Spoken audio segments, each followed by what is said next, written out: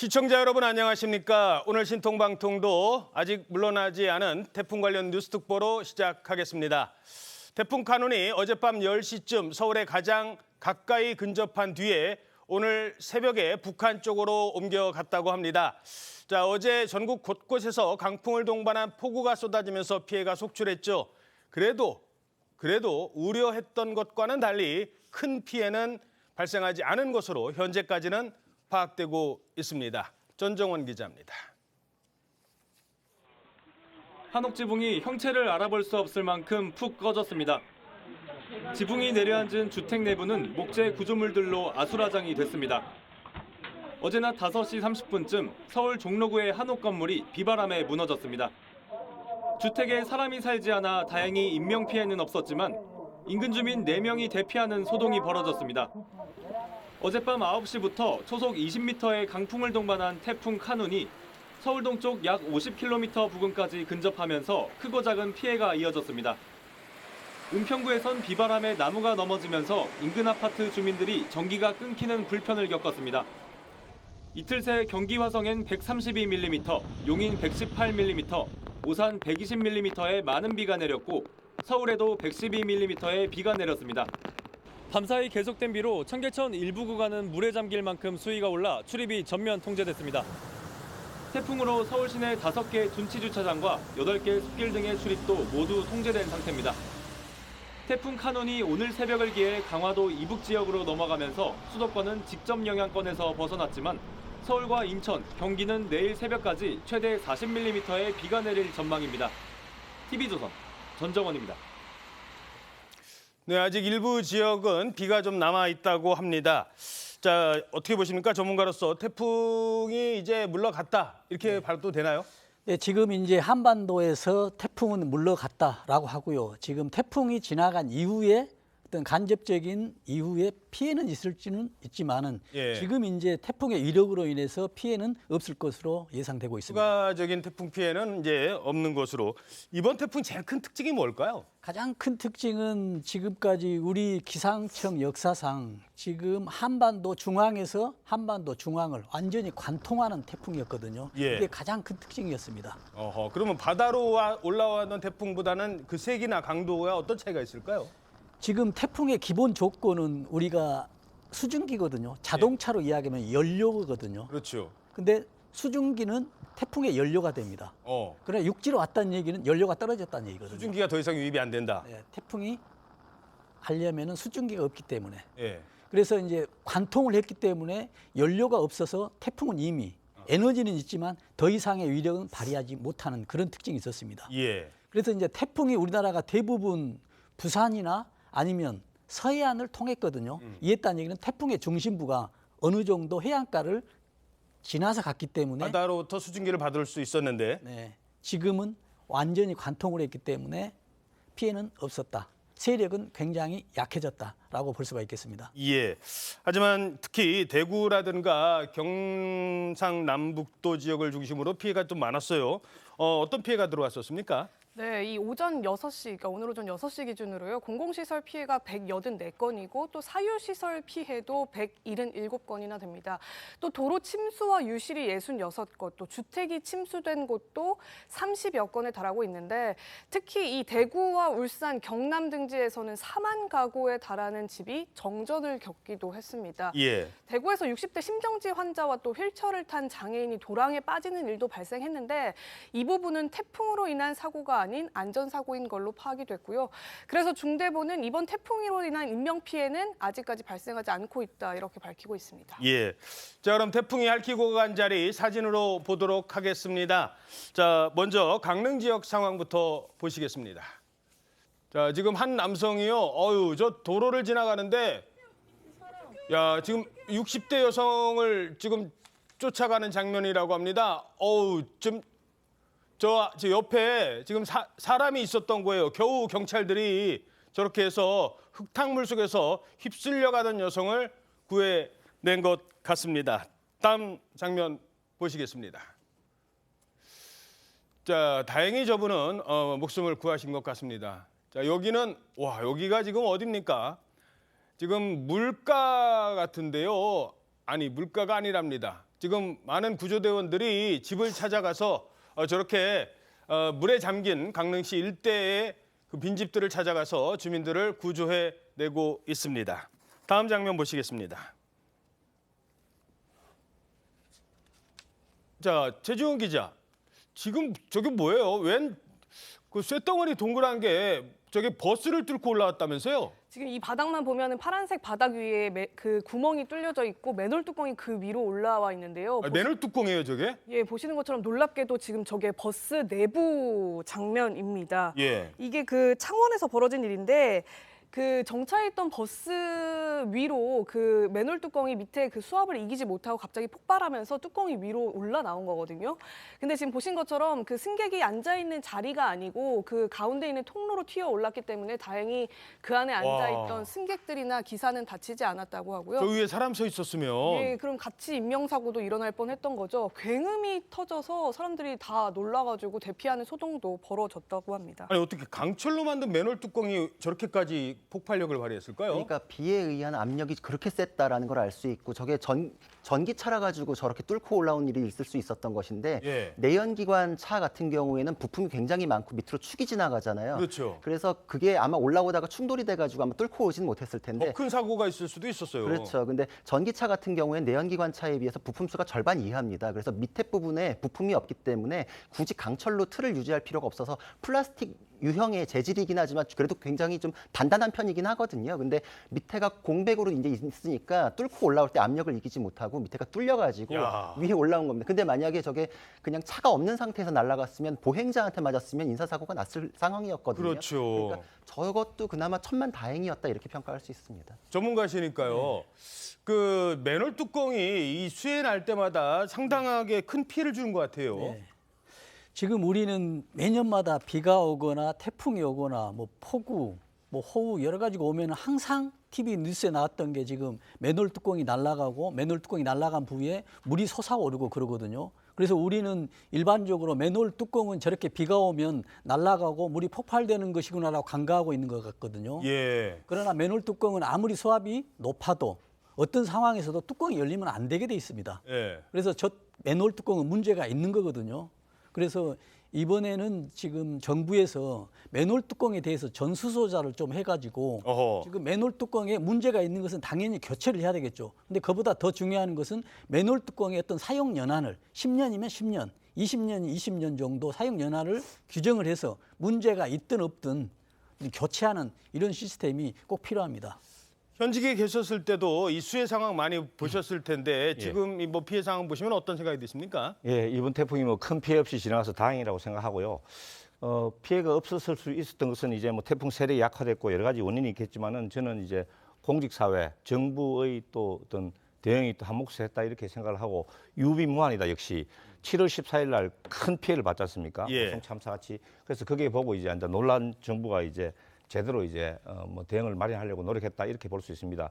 현직에 있을 때 항상 이렇게 되면 이제 교통 통제나 순찰 강화, 뭐 의료 비상 이렇게 떨어지거든요. 그래서 저도 이제 며칠 전에 현직에 있는 후배들하고 식사를 하려고 전화를 했더니 선배님 지금 태풍 때문에 비상입니다 이렇게 이야기를 했거든요. 또 이제 제가 총리실에 근무할 때는 총리님 모시고 이제 중앙재난안전본부에 가서 이제 준비 상황 청취하기도 하고 이렇게 했는데 예.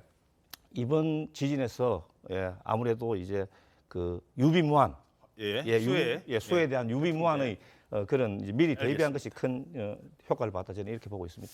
자, 계속해서 피해 상황 들어온 거 있는데요. 다시 한번 다른 곳도 가보도록 하겠습니다. 자, 여기는 울산시인데요. 대형 바위가 저렇게 도로에 굴러 떨어졌습니다. 가로가 3m, 세로가 거의 한 4m 정도 되는 큰 바위인데 다행히 인명 피해는 없었습니다. 자, 태풍으로 고초를 겪은 게 사람뿐만이 아니었다고요? 네, 그 우사인데요. 대구입니다. 우사가 물에 잠기고 지금 보시는 것처럼 축산 농가들이 전체가 피해를 봐서요. 지금 소들이 다 이제 물에 잠겨서 지금 눈을 질끈 감고 있는 모습이죠. 저 소들을 구해내는데도 아마 인력이 대거 투입이 된 걸로 알려져 있고요. 또 이 태풍 카눈이 천연 기념물도 덮쳤습니다. 지금 그 사진 나올 텐데요. 그 400년 된 반송입니다. 오. 이 반송이 태풍에 의해서 쓰러졌다고 해요. 그리고 또 600년이 된 정의품송도 부러지는 사고가 벌어졌거든요. 예. 태풍이 예고가 되면은 천연기념물 같은 경우에는 사전에 조금 미리 좀 보호 장치를 마련해서 저런 태풍에도 안전하게 이제 유지가 될 수 있도록 하는 장치들이 좀 미리 좀 선제되면 좋겠지 않았나 이런 생각도 드는 바입니다. 저 충북보건의 정의품송은 그 비 올 때 지난번에도 과거에도 한번 큰 피해를 당했었는데 자 마지막 사진 한번 보실까요? 저분이 지금 강풍으로 날아간 도로 표지판을 들고 저렇게 서 있기도 했었습니다. 글쎄요, 뭐 인증샷이라고는 합니다만 뭐 저런 사진까지는 좀 아닌가 싶긴 합니다만. 자, 생사를 다투는 이런 긴박했던 순간도 있었는데 이 아찔한 순간들이 있음에도 불구하고 몸을 아끼지 않은 헌신도 있었습니다. 한 남성이 바다에 뛰어듭니다. 거침없이 밀려드는 파도에 몸을 가누지 못하고 있습니다. 저 지금 바다에서요 이러지도 저러지도 못하고 있는 상황. 그 관제 CCTV가 탐지를 하고 기적적으로 구조를 했어요. 그런데 저 남성 만취 상태였다 합니다. 이 태풍에 술 마시고 30대 남성이 바다에 뛰어들었다가 구조가 된 겁니다. 자, 그런가 하면 횡단보도 앞서도 잠깐 전해드렸습니다만 횡단보도를 건너는 저 어르신 급류가 불어나자 몸을 가누지 못하고 저렇게 갔을 때 경찰관 2명이 정말 생사의 갈림길에서 저 여성을 살리기 위해서 저 흙탕 물속을 뛰어들었습니다. 그런데 경찰관 끝까지 여성 놓치지 않았고 마침내 구조에 성공했습니다. 자, 그런가 하면 빗물이 집 앞에 범람해서 빠져나오지 못하는 곳이 있었습니다. 이 마을에도 이렇게 구조대원들이 찾아가서 저 어르신 업고 나오는 거 보이십니까? 할머니를 구조대원 가슴까지도 지금 물이 차올라요. 할머니는 도저히 빠져나올 수 없는 상황이었습니다. 이 급류 속에서 기적적인 고립 상황에서도 기적적인 구조가 이어졌습니다. 자, 건물이 아주 폭삭 무너진 그런 곳도 있다고요? 예, 이 축사로 사용하고 있던 창고 건물이 굉음과 함께 폭삭 무너지는 사고가 또 벌어졌는데요. 집주인이 미처 피할 겨를도 없이 부서진 잔해물에 뒤덮여서 저렇게 보시는 것처럼 뒤로 꽉 넘어지는 모습이 보입니다. 이 태풍 카눈이 몰고 온 강풍과 또 밤새 50mm가 넘는 폭우에 시달리던 주택 지붕, 결국에는 무너지는 사고가 발생했습니다. 예. 자, 지금 뭐 태풍이 또 다른 태풍도 온다고 하는데 지금까지의 태풍 상황 봤을 때 어떤 전망을 내놓으시겠습니까? 네, 지금 또 하나의 이제 7호 태풍 란이 오고 있거든요. 그래서 우리나라 기상청과 일본 기상청이 예보를 하고 있습니다. 예보를 하고 있는데 단기간을 예보를 하고 있어요. 4, 5일 동안밖에 예보를 하고 있지 않습니다. 그래서 제가 오기 전에 유럽하고 미국, 독일의 기상청은 장기로 예보를 하고 있거든요. 보니까 지금 어떻게 되어 있냐면 오사카와 동경을 지나고 있습니다. 태풍이. 예. 그래서 우리 한반도에 영향은 없을 걸로 보입니다만은 지금 6호 태풍 카눈을 보게 되면 카눈이 올라오는 경로가 갈지자로 가고 있거든요. 그렇죠. 중국 쪽으로 빠지는 듯 했더니 다시 방향을 네. 틀었어요. 네.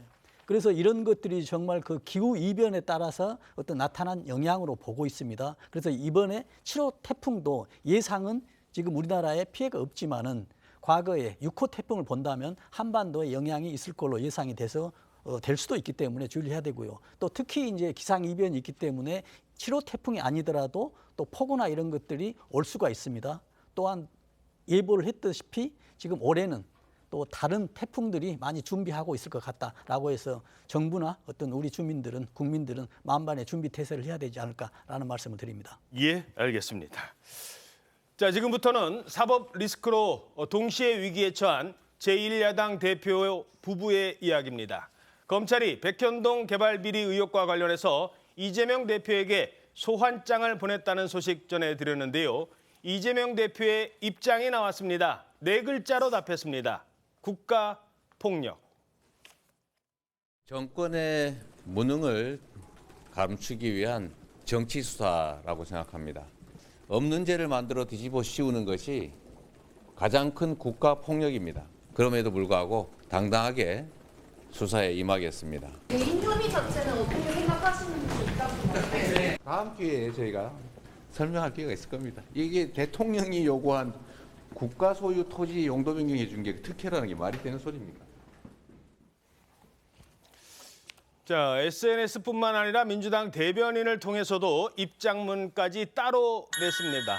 자, 앞선 3번 소환 조사 때와는 다르게 상당히 좀 격앙된 반응이다 이런 분석도 있어요. 예, 저 격앙을 미리 준비한 듯한 모습도 어제 포착이 됐는데 아, 그래요? 이 어제 검찰 소환 통보 소식이 알려진 게 어제 조간 보도였거든요. 이 대표 측이 한동안 확인 중이다 이렇게 얘기를 하면서 몇 시간 동안 별다른 답을 내놓질 않았었습니다. 그렇죠. 예, 그렇다가 이제 이재명 대표가 직접 먼저 SNS에 말씀하신 것처럼 국가 폭력이라는 단어를 먼저 올렸고요. 그 후로 한 30분쯤 뒤에 이 대표의 입장문이라고 하면서 위기의 윤석열 정부가 또 이재명 죽이기를 한다 이런 취지의 강력한 반발 메시지를 대변인을 통해서 내놨습니다. 또 SNS를 통해서 최악의 카르텔은 검사 카르텔이다 이런 말도 하고요. 아까 영상으로 잠깐 보셨습니다만 원래는 이제 대변인이 그냥 입장문을 대독하는 형식으로 끝내려고 했었는데 이 대표가 직접 저렇게 백브리핑을 자처하고 가려다 말고 예. 다시 돌아서서 얘기했어요. 기자들 앞에서 특히나 이제 배임 협의 이런 부분들에 대해서 어떻게 되는 거냐 소명을 좀 직접 설명해 달라 이렇게 물으니까 저렇게 다시 가던 길을 멈추고 대통령 그러니까 당시에 이제 박근혜 당시 대통령이 요구했던 국가 소지 토지 용도 변경을 해준 것이 대통령의 요구로 한 건데 그게 과연 특혜라는 것이냐 이렇게 항변을 하기도 했습니다. 예. 자, 뭐 다 아시겠습니다만 당시에 공공기관의 지방 이전이 국가의 중요한 사업이었습니다. 그런데 이게 이전이 잘 안 되는 거예요. 이 식품연구원이 있던 이 분당 백현동도요. 산 밑에 있습니다. 그 땅 사서 뭐 하겠습니까? 그러니까 8번이나 팔려고 했는데 안 팔렸습니다. 누군가가 나타났겠죠. 이 사람은 거기에다가 아파트를 지으려는 목적이 있었던 것 같습니다.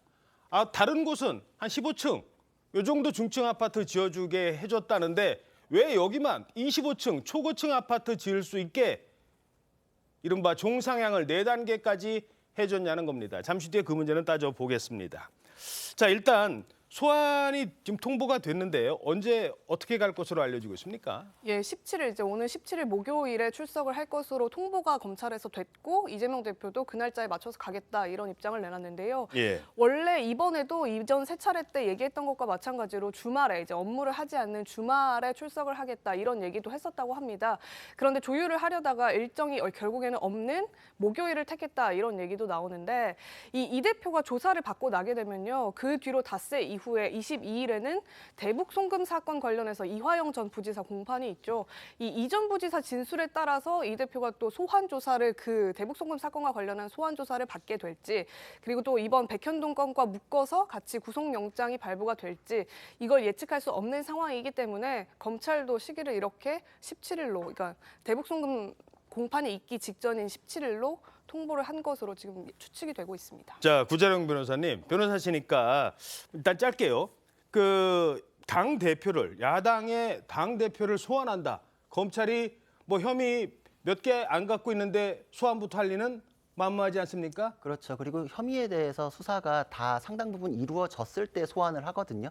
여태까지 뭐 전직 대통령이나 이런 분들에 대한 사건 보면은 수사의 마지막에 딱 한 번 소환 조사하고 그 이후에 바로 영장 청구하거나 이런 식의 수순을 보였기 때문에 여러 번 부를 수 없고 정치적으로 그 자체가 논란이 될 수 있는 분에 대해서는 수사가 거의 마무리될 때 딱 한 번 부르는 게 맞습니다. 그러니까 이거는 지금 쌍방울이랑 같이 아마 수사를 하려는 계획도 있었던 것 같은데 이화영 평화부지사에 대한 사건이 파행을 맞으니까 그걸 기다리기엔 너무 늘어진다 해서 아마 요번에 부르고 쌍방울에 대해서는 끊어서 가지 않을까 이런 생각도 해볼 수 있습니다. 정진상 전 실장을 불러서 소환했을 때 이미 이재명 당시 시장에 대한 혐의는 어느 정도 파악이 됐다. 제가 보기에는 그때는 그 수사는 그냥 수순상으로 한 거지 거기서 뭐 대단한 유의미한 증거가 나오니까 비로소 이재명 대표로 갈 수 있다 이게 아니라 예. 이미 갈 수 있는 건 충분히 나왔고 아하. 그래서 이제 전 단계에서 정진상 이제 실장을 불렀던 것이고 이재명 대표는 이제 거의 마무리 수순이라 이렇게 생각이 됩니다. 알겠습니다. 자, 이재명 대표는 백현동 특혜 의혹과 관련해서 입장을 명확히 밝혔습니다. 국토부의 협박 때문이었다. 그거는 국토부가 요청해서 한 일이고 공공기관 이전 특별법에 따라서 저희가 응할 수밖에 없는 그런 상황입니다. 국토부에 저희한테 다시 이제 일종의 압박이 왔는데 만약에 안 해주면 직무유기 뭐 이런 걸 문제 삼겠다고 협박을 해서 국토부가 요청을 했기 때문에 제가 계속 반려했고 나중에는 성남시의 최대한 이익을 확보하는 조건으로 국토부와 식품연구원이 요구하는 대로 법에 따라서 용도를 바꿔준 겁니다. 이 후보님의 성남시장 선거 선대 본부장을 하신 분이 이 개발 시행업체에 이제 영입이 되니까 용적률이 5배가 늘고 그래서 지금 이 업자는 한 3천억 가량의 그 특혜를 받습니다. 국토부와 식품연구원이 요구하는 대로 법에 따라서 용도를 바꿔준 겁니다. 자, 협박 때문이다. 협박 때문이라는 건 일반적으로 나는 하기 싫은데 안 하면 가만두지 않겠다. 이런 걸 협박이라고 하거든요. 그런데 당시 성남시장은 협박을 받아서 국토부가 하라고 협박해서 어쩔 수 없이 하는 거다. 지금 이런 논리였던 거예요. 전혀 반대되는 그 문서가 공개가 되지 않았습니까? 당시에 국토부에서는 성남시에 대해서 국토부 요청에 성남시가 응할 의무는 없다라고 확실하게 답변한 문서를 보내줬어요. 그리고 성남시에서는 예를 들어서 성남시 도시계획 같은 게 있는데 거기에 저촉되는 어떤 종상향도 가능하냐 이렇게까지 물어봤더니 국토부에서는 그거는 성남시에서 알아서 판단해라 이런 공문까지 내려줬단 말이에요. 예. 이재명 대표가 어떤 근거로 정부로부터 협박을 받아서 본인은 원하지 않는데 어쩔 수 없이 종상향 4단계나 해줬다 이런 주장을 하는지 법원 가서 판단을 받으면 됩니다. 진짜 억울한 사람은요. 빨리 가서 판단을 받고 싶어 해요. 근데 계속 국가폭력이니 뭐냐면서 안 가고 있지 않습니까? 이제는 법원의 판단을 받아서 이 완전히 상반된 주장이 반드시 증명되기를 그런 바라는 마음입니다. 자, 그러면 직접 들어보죠. 원희룡 국토부 장관 협박이라는 이재명 대표의 주장에 대해서 이렇게 반박했습니다. 하니까 국토부가 정식 공문을 보냅니다. 이것은 법적인 구속력이 있는 게 아니고 국가의 정책에 따라서 지방 공공 이전에 대한 협조를 요청하는 것이니 마음에 안 들면 알아서 하시라. 공문이 그걸로 끝납니다. 그럼에도 불구하고 이걸 협박이라고 이제 이재명 시장이 주장을 했는데요. 당시에 백현동과 관련된 성남시 공무원들이 집단적인 거짓말이고 누명 뒤집어 씌우기다. 자, 결국 이 사건은요. 이재명 대표와 원희룡 장관의 이 말싸움에서 끝난 게 아니었어요. 나중에는 선거법 위반으로 지금 고발이 됐고 결국 지금 재판이 진행 중인 엄중한 사안입니다. 자, 이 논란 어떻게 보십니까? 저는 이렇게 생각합니다. 저는 좀 표현상의 차이일 수 있다. 지금 이재명 대표께서는 이제 협박이라고 하셨는데 사실 중앙정부가 여러 경로로 성남시에다가 이거 빨리 팔아라고 재촉을 한 것은 사실이지 않습니까? 그리고 사실 중앙정부에서 성남시의 간부들에게 뭐 여러 차례 전화를 하고 한 것도 있다고 하는데 중앙정부인 국토교통부에서 저렇게 지방자치단체에 저렇게 일종의 그 압력일까요? 뭐 이런 걸 하면은 받아들이는 입장에서는 협박이라고 표현할 여지도 있다. 저는 이렇게 생각을 합니다. 사실 그거보다 더 중요한 것은 지금 계속해서 4단계나 상향한 것 이거에 대해서 자꾸 이제 언론에서 이야기를 하고 여러 가지 말씀들이 나오는데 이 해당 토지 한국식품연구원 부지가 성남시와 경기도의 도시기본계획에 의하면은 R&D 촉진지구로 돼 있어가지고 그래서 R&D 촉진지구는 준주거지구로 해야 된다. 그래서 이제 또 하나 중요한 것은 뭐냐면 근데 R&D 건물이 마지막에 지어졌습니까? 상당한 부분을 이제 확보를 한 거죠. 성남시 지역 전체 받았나요?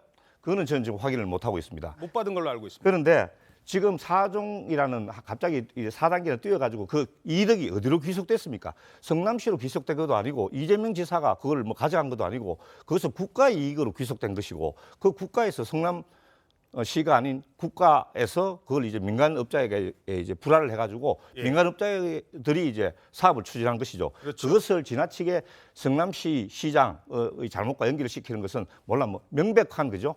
어떤 업자하고 이재명 대표 간의 어떤 커넥션이 나오면 그거는 논외로 하더라도 지금 너무 성급하게 추정하는 것은 사리에 합당하지 않다. 저는 이렇게 생각합니다. 예, 사리에 합당하지 않다. 지금 너무 빨리 나가는 것 같다라는 지적이셨습니다. 자, 그런데요. 예, 기회 드릴게요. 일단 먼저 말씀하시죠. 예. 그래서 4단계 종상향으로 국가가 이득을 보셨다고 하셨는데 시행사하고 김인섭 씨가 이득을 봤죠. 천문학적인 이득을 민간업자하고 브로커가 받았는데 그거에 대해서 지금 기소도 돼 있고 구속도 돼 있으니까 그걸 단정해가지고 할 수 없고 그거에 대해서 시정농단이라는 얘기, 결탁이 있는지를 논하는 것이고요. 그리고 지금 그 공직선거법 위반에 대해서 이게 직결되는데 협박이란 단어가 굉장히 선명하니까 헤드라인으로 나오니까 지금 그 단어 하나가 문제되는 것처럼 여기시는 거는 이 사건을 제대로 보시는 건 아니에요. 왜냐하면 공소장에 내 있는 있는 거는 혁신도시법에 의해서 국토교통부 장관의 명을 따를 수밖에 없다라는 규정이 있는데 이재명 대표도 방금 그렇게 얘기했어. 그게 있으니까 따를 수밖에 없는데 안 따르면 직무유기가 문제된다는 협박을 받았다라고 했는데 그 법이 적용이 안 돼요. 그러니까 그 발언 전체가 다 허위라는 것이고 협박인지 아닌지 어떻게 느꼈는지 요거 하나 가지고 하는 게 아니기 때문에 사실관계는 좀 명확한 편입니다. 자, 이게 협박이라면 당시 국토교통부가요 성남시에만 왜 식품연구원 그 이전하겠다는데 그 좀 빨리 팔 수 있게 좀 해주세요 이렇게 한 게 아니에요. 전국의 28개 지방자치단체에게 똑같은 비슷한 내용의 공문을 보냈습니다. 그러면 국토교통부가 28곳 지방자치단체를 다 협박한 건가요? 그 부분은 어떻게 보십니까? 그러니까 그럴 수가 없다는 게 명백히 드러나는 것이죠. 28개 지자체에 공문을 보냈는데 4단계 종상향은 여기가 유일해요. 백현동만 그렇게 했어요. 그러니까 백현동도 2단계도 못 올려준다 그랬다가 갑자기 김인섭 씨가 들어오니까 4단계 종상향이 됐는데 이게 법에 따를 의무가 있었다면 다른 지자체도 다 따랐겠죠. 그러니까 그 혁신도시법이 적용이 안 되고 그거에 따라 따를 의무가 없으니 따르는 거에 대해서 직무유기가 문제될 리도 없어요. 그러니까 공소장은 그 발언 전체가 문제된 것이기 때문에 이거는 공문상으로도 따를 의무가 없고 협박도 아니고 이재명 대표는 법부터 시작해서 법에 따라 했고 박근혜 대통령의 명이니까 했다라는 거는 전체적으로 맞지 않는 지금도 허위 사실 주장에 연결되는 내용을 똑같이 반복하고 있을 뿐입니다. 자, 하지만 이제 반론 차원에서 이게 이제 백현동 그 아파트 자체에 논란이 있고 특혜 의혹이 있는 게 사실이고 그래서 재판을 받는 것도 사실이지만 그렇다고 해서 이재명 당시 성남시장이 이걸 주도적으로 해서 뭔가 배임 또는 뭐 뇌물 이런 걸 받은 구체적인 정황이나 이런 건 아무것도 현재까지 드러난 건 없다. 지금 아무것도 드러난 게 없습니다. 말씀대로 이제 국가가 그 사종 상향의 이득이 국가로 귀속이 일단 됐습니다. 됐는데 일단 민간에 다시 팔았습니다. 그 민간에서 이제 아파트를 짓고 그러다 보니까 이제 이종으로 하면은 아파트를 지을 수 있는 면적이 늘어나는데 준주거 지역이 되면서 면적은 좁아지고 그 대신에 높이 올릴 수 있게 된 거죠. 그러면서 이제 저런 옹벽 아파트 나중에 나오겠지만 옹벽 아파트 같은 저런 문제가 생기는데 만약에 이재명 대표가 그것을 허가해 주는 과정에서 어떤 이득이나 불법을 저질렀다면 그건 문제가 되겠지만 지금 그런 게 안 나오고 있지 않습니까? 예. 이재명 대표는 자기 소신대로 또 법에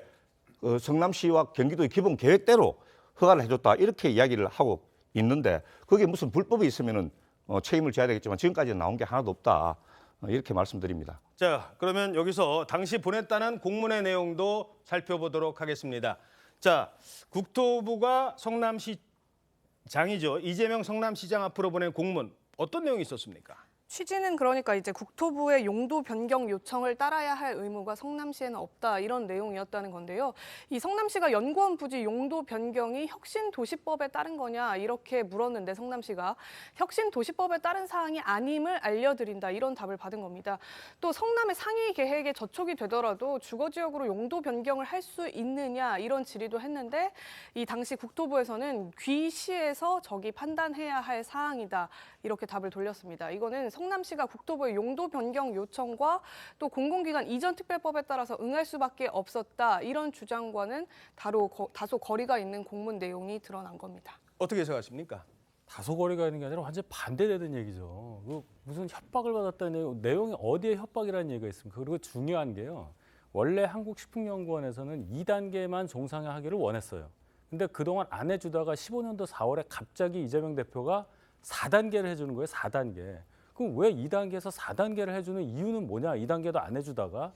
그러면서 나오는 게 옹벽 아파트 아닙니까?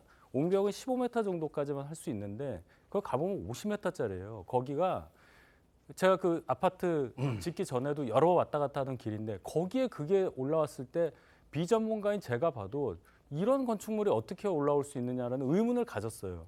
그러면 그러한 50m 되는 옹벽을 쌓으면서까지 아파트를 지을 이유가 행정의 달인이라고 자처하는 이재명 시장에게, 당시 시장에게 무엇이 있었냐에 대해서 얘기를 하셔야지 받은 게 없지 않냐, 커넥션이 없지 않냐 이걸로 국민들을 설득할 수 있겠어요?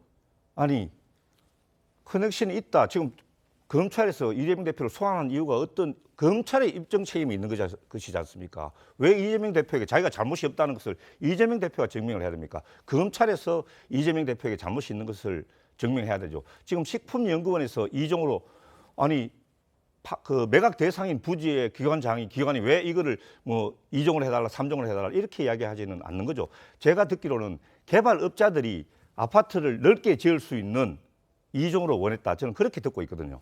예, 알겠습니다. 그래서 왜 그 이종과 관련해서는 개발업자도 처음에 2종으로 추진을 했던 것도 이재명 시장이 그때 반려를 해서 안 해줬었어요. 안 해주다가 갑자기 4단계가 튈 때는 김인섭 씨가 들어왔기 때문이잖아요. 그리고 만약에 아까 지금 말씀하신 거대로 계획과 이재명 대표의 소신에 따라서 하고한 것이다라고 하셨잖아요. 그러면 지금 와가지고 왜 혁신도시법 적용도 안 되는 그 법에 따른 것이고 박근혜 대통령이 하라 그래서 했고 국토교통부가 협박을 해서 했다라고 핑계를 대십니까? 이거는 말이 앞뒤가 안 맞습니다. 자, 등장하는 인물이 있었습니다. 지금 말씀 중에 바로 김인섭. 그동안 안 풀리던 이 문제가 그렇게나 반려를 하던 이 문제가 바로 이 사람이 등장하면서 이재명 대표의 측근이고 성남시장 선거 당시 선대위원장이었다는 로비스트 김인섭 씨의 등장에 따라 이 상황은 큰 전환점을 맞습니다. 지난 대선 당시에도 이 문제가 지적됐었습니다.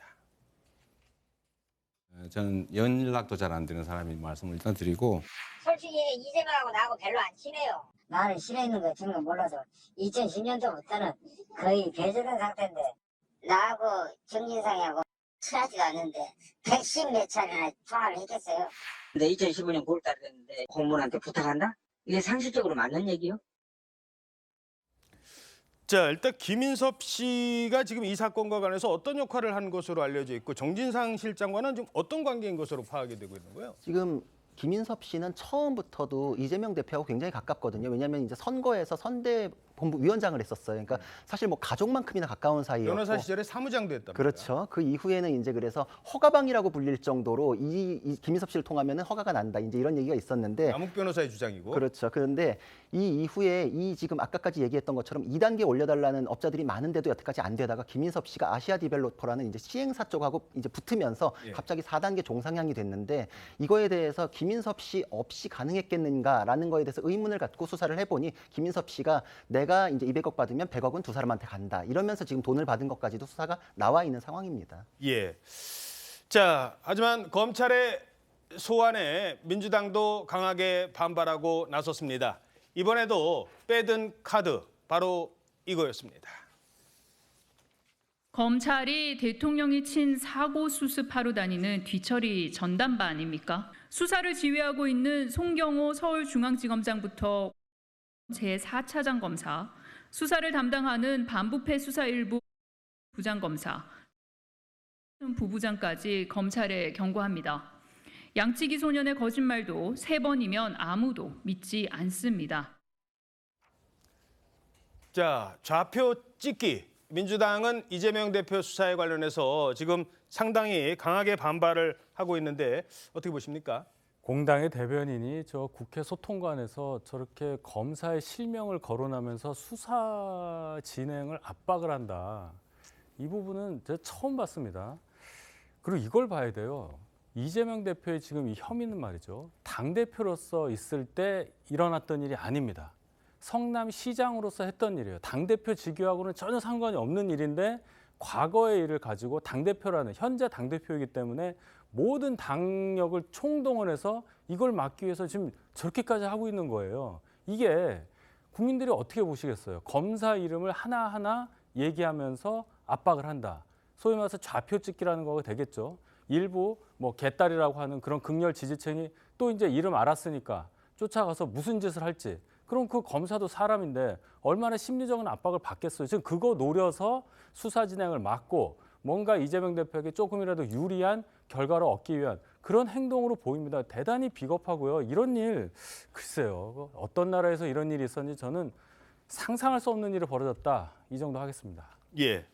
예, 뭐 검찰의 수사에 문제가 있는 거는 저희들은 뭐 그렇게 생각하고 있습니다. 뭐 비리가 많은 대통령 영부인에 대해서는 이제 한 번의 소환 조사도 없고, 근데 이재명 대표에 대해서는 337회나 이제 압수수색하고 그런 현저한 불공정이 있고 또 이제 뭐 피사실 공표 같은 그런 검찰의 문제가 일상화된 것도 사실이지만 저렇게 이제 당 대변인이 또 검사를 저렇게 일일이 호명하고 하는 것은 저는 저렇게까지 하는 것은 뭐 바람직하지 않다 이렇게 생각을 합니다. 뭐 검사들도 나름대로 이제 자기들 조직의 그거에 의해서 이제 근무하고 있는 건데요. 차라리 이제 법정에 가서 법의 논리는 논리로, 팩트는 팩트로 법정에서 당당하게 이제 진실 투쟁을 해야 된다. 저는 이렇게 보고 있습니다. 예. 자, 이러면서 국민의힘은 민주당의 태도가 뻔뻔하다 이런 강한 입장을 내놨습니다. 중대비리 의혹의 당사자라면 조사에 성실히 임하는 것이 당연합니다. 그럼에도 이재명 대표는 대변인을 통해 마치 자신이 진실을 밝히는 투사라도 된 양 구구절절 볼멘 목소리를 전하더니 SNS에 국가폭력을 운운하는 뻔뻔함까지 보였습니다. 결국 이제 소환을 한다는 것은 소환만 할 것이냐 아니면 그 이후에 뭐 구속영장을 청구할 것이냐 여기까지도 이제 전망을 해야 될 텐데 어떻게 보십니까? 사실 지금 민주당 반응을 보면 영장 청구될 것이라고 가장 확신하는 게 민주당이신 것 같아요. 근데 국가폭력이라는 것도 그냥 정치적으로 수사로 그냥 내거시는 건데 맞지도 않아요. 예전에 수사에 대해서는 또 뭐 조봉암, 김대중, 노무현 이런 분들 막 거론하시면서 자기가 그거랑 뭐 동일시하는 얘기를 하셨는데 국가폭력이라는 게 그 몇십 년 전에 독재 정권이나 이런 때 있었던 얘기를 또 기시감을 불러일으키기 위한 그냥 정치적 수사인 것 같거든요. 근데 정치인들 하는 얘기가 다 정말 허망하다고 느끼는 게 이정근 씨도 구속되기 직전까지도 웃으면서 자기 결백하다 그랬는데 들어가자마자 그냥 막 실토하면서 지금 자백하고 있지 않습니까? 지금 윤관석 의원도 조작 수사, 민주당도 조작 수사 그랬는데 지금 영장 발부 딱 되니까 조작 수사 얘기는 아무도 안 해요. 그러니까 저 허망한 얘기는 법원 판단까지 가면 그냥 다 자연히 판단된 내용이기 때문에 저거에 그렇게 얽매일 필요는 없다고 생각이 됩니다. 예. 자, 이런 상황에서 이재명 대표의 또 다른 사법 리스크가 불거집니다. 정자동 호텔 개발 특혜 의혹과 관련해서 검찰이 지금 수사를 하고 있는데 상당히 좀 이례적인 정황이 드러났다 이런 분석이 나오고 있어요. 예, 지금 이 수사 중에 이재명 당시 이제 시장 명의로 돼 있는 전화기가 6대였고요. 그 정진상 전 비서실장의 명의로 돼 있는 휴대전화가 7대 가량 있다. 그 당시에 그렇게 썼었다라는 사실이 이제 드러났다고 하는 겁니다. 이게 2015년도에 호텔 정자동에 호텔 개발하는 것에 있어서 특혜를 줬다. 이런 내용을 가지고 똑같이 이제 백현동과 비슷하게 이제 수사를 하고 있는 건데 이 번호 통상적으로 이제 시장이나 비서실장이 공직에 있으면서 재임 기간 동안 휴대전화를 5대 이상 6대, 7대 이렇게 바꿔가면서 사용한다는 것이 통상적이진 않다. 이런 점들 때문에 이제 더 유의미하게 보고 있는 거고요. 이 번호가 특정이 됐다는 게 번호를 알게 되면 이제 통신 기록 같은 것들을 조회해 볼 수가 있거든요. 예. 그 당시에 어떤 핸드폰으로 누구와 어떤 대화를 나눴고 또 어떤 핸드폰은 또 어떤 용도로 사용이 됐고 이런 것들을 알 수가 있어서 이게 좀 수사에 도움이 될 것이다. 이런 얘기가 나오는 건데 다만 이제 그 통신 기록 조회 자체를 한 1년 정도 뒤가 지나면 못하게 되는 상황도 발생을 해서요. 아마 그 시기 같은 것들은 조금 조절을 좀 해봐야 될 것 같다고 검찰에서 얘기하고 있습니다. 예. 자, 아까 그 그래픽으로 좀 다시 볼까요? 전화 하나 쓰는 것도 지금 전화비 아까워. 지금 뭐 그런데 보통 전화 뭐 번호 2개 정도 쓰시는 분들도 있어요. 그런데 회선이 3개다. 회선이 5개다. 이건 번호가 5개라는 건가요?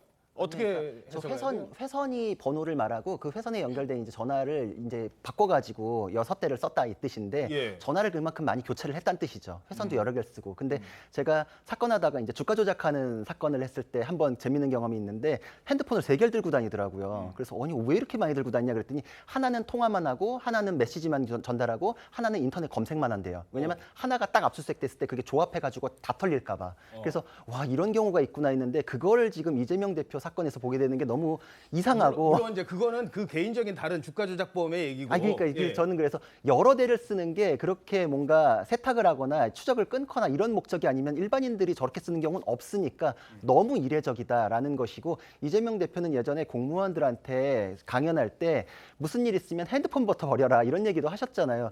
그거랑 굉장히 연결되는 건가 이렇게 여러 개로 끊어서 할 필요가 도대체 뭐길래 회선도 3개고 핸드폰도 6대고 이게 이러면 추적이 굉장히 어렵고 1년 이상 되면은 자료가 사실 없거든요. 그런 거를 대비하셨나 하는 생각도 지금 들긴 합니다. 어떻게 보세요? 뭐 정치 활동을 하면은 핸드폰을 뭐 여러 개 저도 이제 선거용으로 이제 따로 이제 핸드폰을 하나 이제 수신용으로만 한 적은 있지만 뭐 6, 7대 저렇게 하는 건 저는 좀 뭐합니다. 그런데 지금 언론에서 자꾸 지금 6, 7대의 핸드폰을 썼다고 자꾸 저렇게 공격하니까 저도 정말로 한 말씀 드리지 않을 수 없는 것이 우리 채널 A 사건 우리 한동훈 장관님 또 아이폰 비밀번호 지금 제출하고 있지 않지 않습니까? 그때 한동훈 장관이 6대를 아이폰 갖고 있어요. 아니요. 6대를 했다는 것이 아니고 한 대의 아이폰에 대해서 비밀번호를 이제 경찰에 제공하지 않아 가지고 수사를 이제 답부 상태에 빠뜨린 그런 문제가 있다. 저는 이걸 지적하고 싶은 것이죠. 예. 근데 저도 이 궁금해서 민주당 이재명 대표도 이제 아이폰을 쓰시고 핸드폰을 여러 번호 성남시장하고 경기도지사 할 때 제가 연락드렸던 번호와 지금 또 대표할 때 연락드렸던 번호가 조금 그 후보 때도 달랐고 이래서 물어봤었는데 그 뒷번호는 같아요. 이제 뭐 뒷번호는 통일해서 쓰시고 이제 앞번호를 이제 바꿔가시면서 쓰시는데 아무래도 이제 보안 문제가 있고 검찰 수사 같은 것들도 이전부터 많이 받아오셨고 본인 개인적인 것들이 혹시나도 유출될 우려가 있지 않을까 이런 걸 생각하기 때문에 보안 문제로 자주 이제 휴대폰을 교체한다 이렇게 본인도 이제 얘기를 하셨던 적도 있습니다. 물론 휴대전화를 정치인이 많이 가지고 다닌 것 자체가 문제라고 볼 수는 없습니다. 왜냐하면 뭐 좌표 찍기 한번 당해서 자기 휴대전화 제가 아는 정치인들도 상당 부분 번호까지 바꿨어요. 번호 막 공개가 되면서 뭐 그런 것 때문에 휴대전화 번호가 많이 갖고 다니는 것 자체가 문제다라고는 볼 수는 없지만 정치권에 계시니까 좀 의례적인 거는 사실이에요. 이게 공용폰이잖아요. 공용폰을 여러 대를 갖고 다닌다는 게 이해가 안 가요. 자기 개인 번호라면 뭐 여러 개 가지고 다니는 거 가지고 뭐라고 할 수는 없는데 무슨 비밀 일을 그렇게 많이 하길래 회선을 여러 개를 가지고 다니고 그 같은 회선에 또 휴대폰 자체를 기계를 여러 번 바꾸느냐. 이것만 봐도 좀 이상하잖아요. 우리가 그냥 봐도 기억도 못할 것 같아요. 저는 그 번호 자체를. 그런데 이렇게 많이 바꿨다는 기억은 하겠죠. 번호를 뭐 기억도 못할 번호를 왜 갖고 다니겠습니까? 예, 뭐 기억은 하시겠죠. 그런데 제가 이제 드리는 말씀은 뭐냐면 이렇게 이상한 정황들이 계속 쌓이고 쌓여서 뭐 이게 증거가 있느냐라는 말씀을 하시는데 이재명 그 지금 대표를 둘러싼 지난 10년 동안의 행적을 보면은 이상한 게 너무 많아요. 그러니까 제 말씀은 뭐냐면 그렇게 억측을 가지고 막 비리 의혹 제기하는 것에 대해서 억울하다고 하시면 가서 판사를 빨리 만나세요. 이재명 대표는 판사를 안 만나요. 만나야 이게 해결이 되는 겁니다. 예, 알겠습니다. 지금 출석하셔가지고 이제 영장실질심사 받으신다고 하지 않습니까? 그렇죠. 예, 출석을 할 예정으로 알려져 있습니다. 자, 그런가 하면 지난 8일 이화영 전 무지사 재판 파행 그 여지는 계속되고 있습니다. 자, 국민의힘에서는 이쯤 되면 거의 영화 수준 아니냐, 특히 이 영화 보는 것 같다 그런 지적도 나오고 있습니다. 육복대 분당 신도시를 딱 만드니까 지금 어떻게 됐습니까? 네? 지금 어떻게 됐습니까? 지금은 천당 위에 분당 아닙니까? 우리 안남도 나중에 한번 보십시오. 전국에서 돈 사들고 덤벼드는 부자 동네. 저 박성배가 이 손으로 꼭 한번 만들어 보겠습니다. 얼마면 됩니까? 절대 믿으면 안 되는 그런 눈을 가지셨다 우리 시장님. 진심을 안 받네요, 안 받어. 공직을 자신의 출세 수단으로 악용하는 스토리의 영화 아수라의 대자비를 보는 것 같습니다. 안남시장이 측근을 시켜서 증인을 회유하고 협박하는 모습이 오늘의 현실에 다시 재현되는 것 같은 느낌입니다. 자, 그래? 무슨 영화인데 그렇다고 이 영화 내용과 지금 현실과 이게 똑같다 그런 건 아니에요. 국민의힘에서 그렇게 주장을 한다고 하길래 짚어보는 문제입니다. 왜 아수라라는 영화가 소환된 거예요? 그 영화 내용을 보면 지난 대선 때도 얘기를 저희가 많이 드렸었는데 영화 내용이 저희가 보는 저희 시각에서 본 이재명 대표의 성남시장 시절과 많이 닮았기 때문에 그런 겁니다. 저기 보면 안남시라는 시를 상정을 하고 거기 시장이 이제 나와서 얘기를 많이 하죠. 뭔가 불법적인 일을 막 해요. 본인의 정치적인 영향력을 키우기 위해서 불법적인 일을 하고 그 불법적인 일이 적발이 되거나 하기 전에 그 시킨 사람을 어떤 식으로 해서 뭐 증거를 없애거나 어떻게 하거나 이래서 그 자기의 비리를 가지고 자기의 왕국을 건설해요. 그게 나중에 이제 결국 다 발각이 돼서 모두가 망하는 그런 결과가 나오는데 아수라라는 말 자체가 가진 의미도 생각해야 됩니다. 아수라는 인도 신화에 나오는 싸움하기 좋아하는 그런 귀신이라고 하는데 우리가 흔히 아수라장이라는 말을 하잖아요. 모든 게 엉망이라는 뜻이죠. 지금 성남시 8년 동안 전부를 제가 부정하는 건 아닌데 지금 이재명 대표 관련한 대장동이라든지 백현동 이 사건 두 개만 보더라도 쌍방울리긴 빼겠습니다. 그 두 개만 보면은 이것이 정상적인 행정 과정을 통해서 있을 수 없다는 것을 웬만한 국민들은 다 판단하실 것이고 거기에 대한 법적 판단을 구하는 과정에서 지금 공당의 대변인이 검사의 이름을 적시해서 실명을 얘기하고 이런 과정이 있단 말이죠. 이거 자체가 지금 또 다른 아수라장을 만들고 있다고까지 저는 표현하고 싶어요. 그러니까 예, 계속 알겠습니다. 말씀드립니다. 이재명 대표 빨리 판사 만나십시오. 예. 뭐 저는 대한민국 현실이 아무리 힘들어도 아수라는 아니다 이렇게 말씀드리고요. 지금 김기현 대표께서 우리 다른 사람들 통해서 이제 정인을 그러니까 피의자인 이화영 전 지사를 회유하고 협박한다 이렇게 주장하고 계시지 않습니까? 예. 아마 덕수의 이제 김형태 변호사입니까? 김태형 예. 변호사 김형태. 그분을 통해서 이제 김형태 변호사를 통해서 이제 뭐 법정에 가서 이제 여러 가지 이야기를 한 것을 두고 말하시는 것 같은데 만약에 이재명 대표가 정말로 이화영 전 지사를 이렇게 회유하고 할 생각이었으면 그때 김형태 변호사가 한 내용이 전부 다 민주당에 불리한 거예요. 이재명 대표에게 불리한 내용이라 이거죠. 상방울이 김성태가 무슨 후원을 했다, 뭐 누굽니까 저기 이해찬 대표를 후원했다 한 이런 불리한 내용을 가지고 자기 자신을 협박한다. 이건 있을 수가 없는 일이지 않습니까? 그리고 성남시의 그 선정, 그러니까 성남시와 경기도에서 잘했던 일을 바탕으로 해가지고 이재명 지사가 이제 대선 후보까지 오게 된 것이죠. 우뚝 서게 된 것인데 그동안의 일을 너무 그렇게 폄하하는 것은 저는 바람직하지 않다. 그리고 계속해서 이제 재판에 나가시라고 주장하시는데 이재명 대표 틀림없이 본인이 말씀대로 영장실질심사에 출석하셔가지고 진술을 하실 거라고 저는 봅니다. 예. 자, 이런 가운데 오늘 아침 이 전 부지사 재판과 관련해서 새로운 소식이 전해졌대요. 이 꼭 변호인이 있어야 하는 재판이거든요, 이 재판. 근데 어떤 얘기가 전해졌어요? 예, 이 지난 8일에 그 이화영 전 부지사 재판 이제 결국에는 파행으로 끝났는데 그 하루 전날인 7일에 구치소에 접견온 변호사에게 이화영 전 부지사가 내가 그냥 아무 변호사도 없이 혼자 갈 테니까 나를 혼자 갈 수 있도록 해달라 이런 요청을 했다는 겁니다. 그냥 변호사 필요 없다. 네, 그냥 나 혼자라도 가겠다. 예, 혼자 갈 테니까 아무도 오지 말라 이렇게 얘기를 했다는데 다른 변호인 누구의 조력도 받고 싶지 않다 이런 얘기를 했던 걸로 지금 알려지고 있어요. 그런데 이제 원치 않던 해광 변호사도 아니고 덕수의 김영태 변호사가 나와서 본인의 의지와는 상관없는, 그러니까 뭐 전혀 사전에 조율이 되지 않은 발언들을 이제 재판장에서 쏟아내는 상황이 오게 된 거죠. 그 이화영 전 부지사 같은 경우에는 이 재판부에 덕수가 기피 신청서를 내는 것조차도 당시 몰랐다고 지금 알려지고 있습니다. 그러니까 이화영 전 부지사는 지난번 그 두 번째 파행에 대한 8월 8일 재판 전날 뭐 해광 변호사 없으면은 그냥 변호사 없이라도 할래. 다른 사람 오지 말라고 그래. 지금 뭐 그런 얘기를 했다는 거예요? 그렇죠. 이게 필요적 변호 사건이기 때문에 반드시 변호인이 있어야만 개정할 수 있는 사건인데 이게 지금 가능해요. 왜 그런지 설명을 해드리자면 이화영 씨하고 방용철 쌍방울 부회장이 같이 기소돼 있어요. 그러면은 서로 피고인인 동시에 상대방의 사건에는 증인이에요.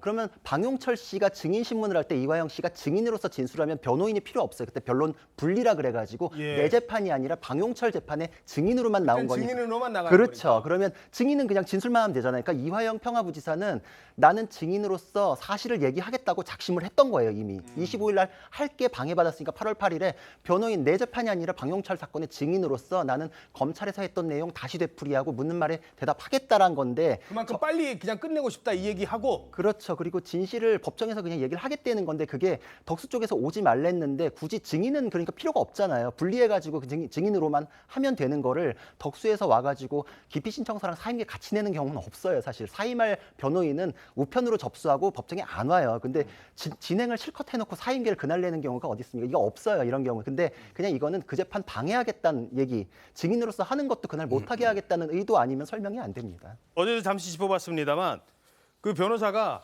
재판부 기피 신청서 한 장, 사임서 한 장, 재판서 기피 신청이 안 되면 내 사임으로라도 이 재판 진행되는 거는 맞겠다. 뭐 지금 그런 의도라는 겁니까? 그렇죠. 그리고 그날 문건을 실제로 접수를 했어요. 그 문건은 변호사가 그날 현장에서 써갖고 내는 게 아니에요. 로펌에서 미리 작성해갖고 오는 거기 때문에 로펌에서 법원으로 출석하는 그 과정에서 이미 나는 사임한다. 라고 그냥 서류를 써온 겁니다. 그러니까 아예 의도가 있는 겁니다. 이거는. 계획은 있었다. 물론 그걸 변호사가 나중에 재판부 기피 신청을 했는데 그걸 받아주겠다 뭐 이러면 안 냈겠지만 그게 안 될 걸 예상했기에 준비해온 거다. 어떤 식으로든 진행은 막으려는 플랜 A, B, C는 다 갖고 왔던 겁니다. 알겠습니다. 자, 그런데요. 이재명 대표의 상황이 그야말로 첩첩산중인 것 같습니다. 이재명 대표도 그렇습니다만 부인 김혜경 씨도 지금 위기에 처했다고 합니다. 바로 김혜경 씨의 법인카드 유용 의혹으로 기소된 핵심 인물 배모 씨. 유죄 판결이 나왔어요. 네, 1심에서 징역 10개월에 집행유예 2년을 선고받았는데요. 이게 공직선거법 위반 혐의로 기소가 된 겁니다. 지난 2021년도 8월에 김혜경 씨가 이제 민주당 의원들의 부인 3명과 이제 중식당에서 오찬을 가졌는데 이 오찬 식사 비용을 그 배모 씨의 지시하에 경기도 법인카드로 대신 결제했다 이런 거거든요. 이게 그 기부 행위에 해당되기 때문에 문제가 되고 또 이거를 경기도 법카로 사용했다 이 부분도 지금 문제가 돼서요.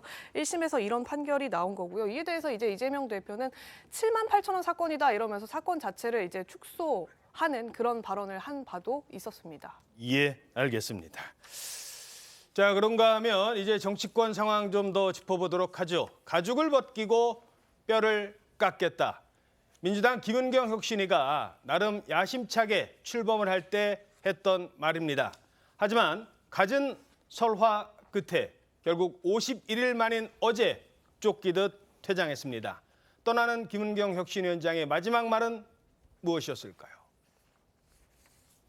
혁신위원회 활동은 오늘로써 마무리하도록 하겠습니다. 부족한 말로 불편함을 드린 점에 대하여 정중히 사과드립니다.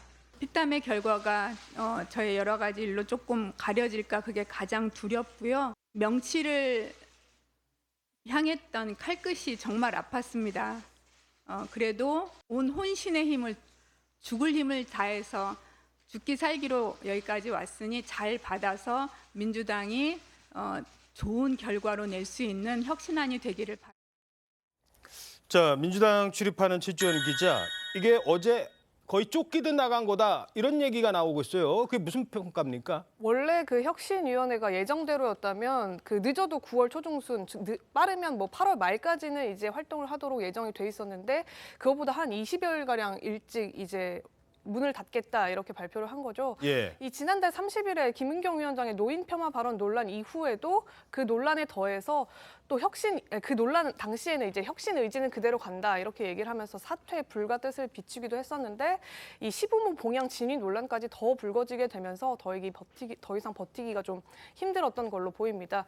이 혁신위가 혁신 대상이다 이런 말까지 외부에서는 물론이고 또 당 내에서까지 나오면서 비판의 목소리가 점점 커졌었고요. 이 김 위원장은 어제 본인의 부족한 말로 인해서 불편함을 끼친 점에 대해서 정중히 사과한다 이렇게 공개석상에서 발언을 하면서도 이 본인을 둘러싼 사생활 논란과 관련해서는 답변을 하지 않았고 대신 민형사상 조치를 취할 거다 이런 점만 언급했습니다. 예, 사실 그동안 남긴 건 논란뿐이다라고 저희들이 준비한 그래픽 있죠. 그래픽과 함께 제가 간단히 설명드리겠습니다. 처음에 시작하자마자 초선 의원들에게 뭐라고 그랬죠? 이 코로나 때문에 이게 학력저하 심한 코로나19 세대 학생 같아라고 시작을 해서 에이 뭐 말실수련이 했습니다. 그런데 점점 갈수록 노인 폄하 발언이 이어지더니 결국은 나중에는 본인이 금감원 부원장 임기를 다 채웠음에도 불구하고 윤석열 밑에서 일하는 거는 치욕스러웠다라는 말까지 했습니다. 그리고 가족사 논란이 불거졌죠. 이 신우이가 나와서 제대로 대답해라. 18년간 우리 부모 모셨다고 하지만 거기에 대해서는 공식 입장은 밝히지 않았습니다. 자, 바로 민주당에 계시니까 먼저 질문 드리죠. 네.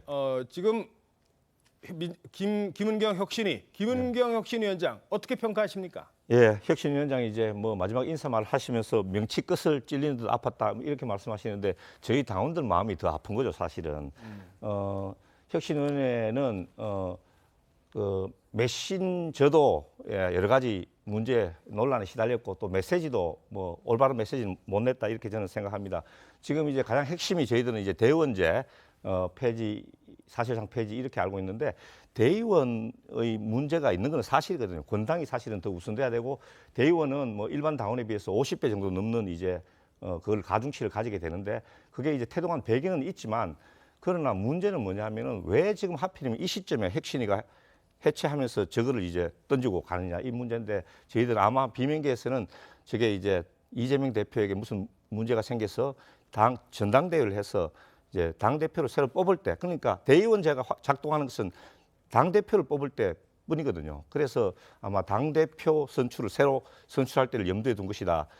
우리 당원들은 이렇게 지금 판단하고 있는 것 같고 그래서 이제 그 순수성에 대해서 의구심을 가지게 되는 것이죠. 그러니까 돈봉투 문제 때문에 혁신위원장 맡겼는데 왜 전당대회 문제를 그렇습니다. 그래서 하느냐? 우리 민주당을 혁신해서 민주당을 구출하기 위해서 등판을 했는데 조금 생뚱맞은 좀 엉뚱한 의도가 다분한 그런 혁신안을 던지고 갔기 때문에 저희들은 질문에 대한 올바른 답을 제공하지 못했다 이렇게 보고 있는 것이죠. 만약에 혁신위가 민주당 김은경 혁신위가 잘했으면 다음 총선 앞두고 그래서 민주당 지지율이 올랐으면 국민의힘에서는 야 이거 우리도 뭐 어떻게 해야 되는 거 아니냐 위기의식을 많이 느꼈을 텐데 지금은 어떤 생각 드세요? 저희는 여전히 위기의식을 갖고 있습니다. 민주당이 잘해야 저희도 뭔가 잘하겠다는 의지가 있는 건데 민주당이 저렇게 되면은 저희가 좀 마음을 풀어놓을 수 있는 거잖아요. 절대 그래서는 안 되죠. 양당이 다 잘 되는 가운데서 경쟁을 통해서 국민을 위한 정치를 해야 되는 건데 김은경 혁신이 뭐 그동안 문제 많았으니까 제가 반복은 하지 않겠습니다. 김은경 혁신이를 애초에 출범시켰던 이재명 대표의 의지가 결국 혁신에 있지 않다는 걸 증명한 거라고 봅니다. 애초에 혁신위원장 그 인선할 때도 보면 김은경이라는 분이 과연 그 자리에 맞냐에 대해서 많은 지적이 있었는데 그렇지 않고 글쎄요 큰 혁신 의지 없이 혁신위를 출범시키다 보니 혁신위에 맞지 않는 분이 그 자리에 앉아 있었고 결국 혁신위에서 내놓은 내용보다는 김은경 혁신위원장이 가지고 있었던 그동안의 뭐 어떤 발언 문제라든지 가족사 국민들이 그분의 가족사를 알 이유가 전혀 없거든요. 이것만이 남았기 때문에 결국 김은경 혁신은 실패한 것이다. 그리고 그 혁신이 내용 자체 뭐 대의원제 여러 가지 얘기를 하지만은 민주당이 과연 앞으로 나가기 위한 그런 결과를 내주고 갔냐 거기에 대해서 저는 부정적으로 평가합니다. 예, 결국 대의원들의 표만 없애겠다라는 것만 남겨두고 권리당원의 어떤 표 비율만 늘려놓고 이런 얘기들이 나오고 있는 겁니다. 뭐 김은경 혁신위원장은 이미 이제 떠난 분이기 때문에 더 이상 뭐 언론에서 많이 언급은 없겠지요. 그렇게 생각을 했어요. 그렇게 생각했습니다. 그런데 그렇지 않은 것 같아요. 이재명 대표의 강성 지지층, 이른바 개딸로 불리는 분들이 역대급 혁신 아니지 않습니까? 이거 우리 행사까지 해야 되는 것 아니에요? 지금 이렇게 나오고 있다고요? 물론 이제 지금 권리당원이 이재명 대표 지지층, 강성 지지층이 많기 때문에 그렇기도 하지만 원래 권리당원들이 이제 본인의 목소리가 더 반영될 수 있도록 좀 당원 당규를 바꿔달라 이런 요구들은 꽤 있긴 했었습니다. 저게 무슨 포스트예요? 수박일 수밖에. 예, 지금 저게 이제 김은경 혁신안을 그대로 고수해야 된다. 권리당원의 이제 권한 비중이 올라간 이 혁신안 지도부가 그대로 받아들여라 이렇게 압박을 하는 거고 이 혁신안이 이제 의원총회를 거쳐서 지도부에까지 보고가 되면서 이제 워크숍에서도 논의가 될 거거든요. 근데 만약에 의원들이 이 혁신안에 대해서 반대하는 의원들이 나온다면 우리가 이 의원들을 수박으로 찍어서 아유 저 자막 저거 발음 잘 읽어야 돼요. 수박씨 발라야 된다. 수박씨 발라봐 이렇게 읽으면 안 돼요 지금. 예, 방송에 위험한 단어인데요. 예, 그렇게 이런 포스터를 만들고 이제 오늘 지금 저 보시는 것처럼 조금 전에 이제 열렸거든요. 9시 40분에 국회 소통관에 이제 권리당원들과 이제 양이원영, 김용민 민주당 의원이 와서요. 양이원영, 김용민. 네, 이 민주당 혁신안 정말 환영하고 환영한다. 예, 어제 발표했던 이 8월 10일이 민주당 민주화의 출발일이다. 이런 내용의 이제 입장문을 발표하기도 했습니다. 이제 민주당에서 몸담고 계시고 지금 뭐 권리당원이 워낙 힘이 세고 뭐 지금 뭐 윤건영 의원이라든가 뭐 전해철 의원이라든가 직접 찾아가서 막 항의도 하니까 말하기가 좀 조심스러울 것 같기는 합니다만 글쎄요 저런 행동 어떻게 보십니까? 말하기가 매우 조심스럽지만 제 소신을 말하자면은 저런 행동은 당의 외연 확대 또는 내년에 있을 총선 승리에 보탬이 되지 않는다고 생각하고 제가 보기에는 우리 좀 자제하는 그런 좀 모습이 필요하다. 저는 이렇게 봅니다. 예, 자제해야 된다. 참 참으면서 하시는 말씀이었습니다. 자제해야 된다. 자, 그런데 여기서 우리가 생각해야 할 건 혁신위가 처음에 왜 등장했었느냐 이 점입니다. 출범 당시 팬덤 문제, 각종 사법 리스크 문제 등으로 출범을 했잖아요. 그래서 비명계에서는 혁신위가 엉뚱한 대안을 내놓고 있다라는 반응 나오고 있습니다. 직접 말하기 좀 어렵다고 말씀하셨으니까 공격받고 있는 분들, 이미 어차피 공격받고 있는 분들 목소리 들어보시죠. 혁신위가 등장하게 된 배경은 돈봉투 사건, 팬덤 정치, 그리고 방탄정당, 민주주의 후퇴 이런 문제 아니었습니까? 이런 문제에 대한 본질적인 이 대책을 내놓은 게 없어요. 대의원제 폐지 문제는 그것이 옳고 그르고를 떠나가지고 이 문제는 전당대회 때 필요한 얘기거든요. 그거를 왜 지금 꺼내서 평지풍파를 일으키느냐. 라는 부분들이 저는 가장 큰 불만이고요. 삼성 이상 중진이 동일 지역 나가지고 그 3대 리스크가 왔냐? 삼성이라고 해가지고 대빵 밀듯이 다 해서 감점을 준다?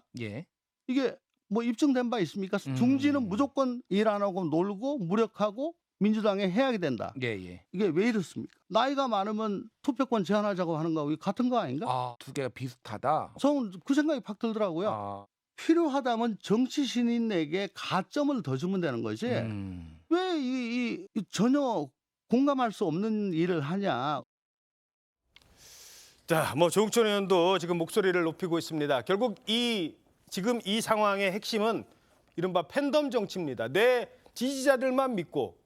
하지만 총선이라는 거는 내 지지자뿐만 아니라 다른 당을 지지하는 사람을 상대로 정치를 해야 되는 거고, 정치라는 게 어차피 남을 내 편을 만드는 거잖아요. 그래서 이 팬덤 정치의 문제점이 계속 지적되고 있습니다. 어떻게 보십니까? 그렇죠. 다른 사람을 설득할 수 있는 능력이 있어야 뭐 정권도 잡고 하는 거 아니겠습니까? 지금 민주당에서 벌어지는 일을 보면은 내 편만 가지고 가서 당권도 잡고 대통령 후보도 내고 총선 후보도 내고 이것밖에 보이지가 않아요. 생뚱맞게 대의원제 얘기를 하지 않습니까? 저는 이유를 압니다. 민주당 당원당규상 임기가 8개월 이하로 남아야만 비대위가 들어오게 돼 있죠. 당대표 임기가. 이재명 대표는 작년 8월 28일에 당대표가 됐기 때문에 그렇게 되려면 12월 28일 정도 돼야 그때부터 비대위가 나오게 되겠죠. 그러면 지금 8월이니까 넉 달 사이에 이재명 대표 어떻게 될지 모르는 상황. 그렇게 되면 전당대회를 해야 돼요. 전당대회를 해야 되니까 전당대회에서 표를 구성할 수 있는, 표를 내는 뭐 대의원이라든지 권리당원이라든지 이분들의 표 등가 비율을 바꿔야 된다는 얘기죠. 그걸 들고 나와서 지금 결과를 내놓은 게 혁신인데, 그럼 혁신위는 왜 그러왔느냐? 이재명 대표가 임명을 했다. 이렇게까지 연결이 되는 거예요. 그러면 이 상황에서 이재명 대표에게 유리한 결과만을 받게 되는 비명계 입장에서는 결론적으로 죄송한 말씀이지만 단일 대우로 갈 수 없다는 결심을 할 수밖에 없다고 저는 봐요. 이렇게 되기 때문에 팬덤 정치의 끝은 모두를 통합하는 게 아니라 결국 분열로 간다. 그게 민주당의 앞날이 될 수밖에 없다고 저는 봅니다. 예. 뭐 저희 당에 대해서 걱정을 많이 해주셨는데 저희들이 뭐 그만큼 허약한 당은 아니고요. 다 경험이 있으니까 충분히 극복해낼 수 있을 거라고 생각합니다. 다만 한 가지 말씀드리고 싶은 것은 정치라는 것은 덧셈의 정치를 해야 되는데 지금 계속 뺄셈의 정치를 하고 있다. 그러니까 9가지 견해가 달라도 한 가지만 같으면 그 같은 걸 가지고 뭉쳐야 되는데 지금은 오히려 거꾸로 돼가지고 9개는 갖고 한 가지가 다르면 그 다른 거 한 가지를 가지고 내치는 그런 정치를 했어야 되겠는가 하는 그런 생각이 듭니다. 지금 이제 저희 진영 간에 극단적인 대립이 있으니까 개파 간에도 같은 진영 내에서도 개파 간에 극심한 대립이 있고 한데 지금 저는 뭐 상식과 이성을 좀 회복해야 된다 그런 말씀 드리고 싶습니다. 알겠습니다. 조금 전에 이재명 대표가 이제 기자들과 만나서 질의응답을 했는데요. 뭐 기사가 나왔어요? 예, 이 혁신안 아무래도 논란이 많다 보니까 이 혁신안에 대해서 어떻게 생각하시냐 입장을 물었더니 일단 당내 논의를 거쳐야 되기 때문에 그 논의 과정을 지켜본 뒤 얘기하겠다 이런 입장을 냈고요. 논의 과정 지켜보고 얘기하겠다. 예, 그에 맞는 이제 합당한 결과를 내겠다 이런 입장을 밝혔고 그 외에 이 제안 자체가 적절했느냐 이제 강성 지지층의 권한이 많아져서 문제가 생기지 않겠느냐 이런 우려 목소리에 대해서는 일절 답을 하지 않았습니다. 민주당도 최고위 열리죠? 예, 그렇죠. 오늘 회의 끝나고 이제 기자들 만난 겁니다. 아마 이제 혁신안이 들어오면 보통의 정당에서는 제가 확실히 몰라서 그런데 아마 이게 최고위를 거쳐야지 받아들여지는 거잖아요. 당장 이제 8월 말에 워크숍이 있어요. 민주당 워크숍에서 예. 이제 한번 논의한다고 하고 지도부 이제 최고위에서 논의를 하고 그 다음에 당원 당규 바꾸는 거라서 아마 전체 전당원 투표까지도 거쳐야 될 걸로 알고 있습니다. 그렇군요. 자, 그래서 이렇게 안을 내놨어요. 그런데 지금 민주당 이재명 대표조차도 좋은 얘기네요. 한번 좀 더 검토를 해보겠습니다. 검토란 말이 있었습니까? 지금 막 속보가 들어왔기 때문에 논의해보겠다는 말이 있었습니까? 예, 당내 논의를 거쳐서 합당한 결과를 만들어내도록 할 것이다. 이렇게 얘기했습니다. 당장 받아들이겠다라는 입장은 아닌 것 같습니다. 자, 마지막으로 한 명의 인물 짚어보도록 하겠습니다. 조국 전 장관 딸 조민 씨가 입시 비리 공모 혐의로 검찰에 기소됐습니다. 조 씨는 과거에 여러 번 자신의 무고함을 주장해 왔었습니다. 저는 봉사활동이나 인턴을 하고 나서 받은 것을 학교에다가 제출했습니다. 위조를 한 적도 없습니다. 저는 떳떳합니다. 부끄럽지 않게 살았고요. 표창장으로 의사가 될 수는 없습니다. 입시에 필요했던 항목들에서의 제 점수는 충분했고 어떤 것들은 넘치기도 했습니다. 자, 조민까지는 가지 않는 것 아니냐 이런 전망도 있었거든요. 그런데 공소시효 만료 보름 남기고 기소가 됐습니다. 자, 검찰의 고민 어디에 있었을까요? 여기까지. 사실 이제 정치적 부담도 있을 수밖에 없었거든요. 그래서 법에 의한 처리는 사실 혐의가 있을 때 기소하는 게 기본값이고요.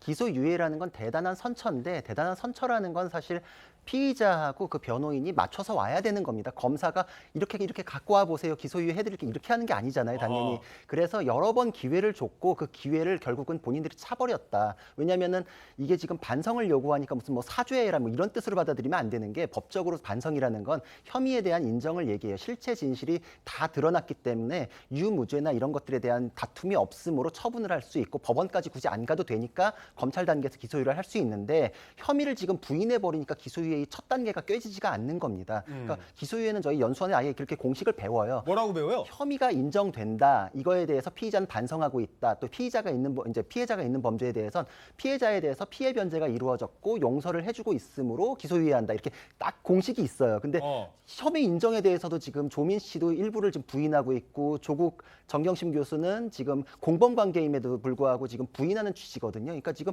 첫 단계를 꿰 수가 없기 때문에 기소유예는 어떻게 보면 자기들이 자초했다 이렇게 볼 수 있고. 그런데 한 가지만 이제 뭐 민주당 쪽 주장에 의하면 뭐 민주당이나 이제 지지자들 입장은 아니 지금 부부가 엄마 아빠 다 재판받는데 딸까지 이게 좀 너무한 것 아니냐라는 시각도 있을 수는 있어요. 그렇죠. 그게 그래서 이제 감정적인 영역인데 그 감정에 의한 선처라는 것도 법의 요건이 맞아야 되거든요. 그러니까 양형상의 선처 요소를 기소유예 단계에서 고려하는데 그걸 못 맞춰 온 거예요. 사실 자기들이. 왜냐하면 첫 번째로 이제 의전원이나 이런 거에 대해 소송 제기했던 거를 취하했지 않습니까? 이걸 얘기하는데 이거는 사실 기소유예 사유가 아니에요. 쉽게 말하면 내가 어떤 사람한테 범죄를 저질렀어요. 그리고 그 사람이 나에 대해서 고소를 했는데 내가 그게 무고다.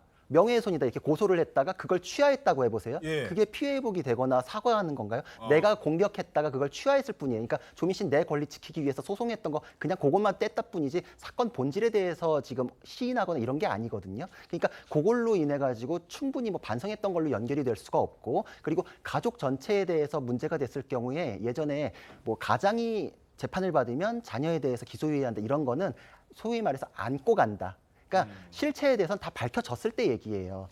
그러니까 안고 가지를 않는데 끝까지 부인하는데 이게 그러면 다 오픈된 상태에서 이걸 기소유예로 담아주려면 피의자랑 변호인 쪽에서 많이 맞춰왔어야 돼요. 근데 그냥 이거는 정치적으로 뭐 나중에 밝히겠다 이렇게 두루뭉술한 태도로 가니까 도저히 이거는 기소유예를 해줄 사유가 안 되는 것이죠. 예, 알겠습니다.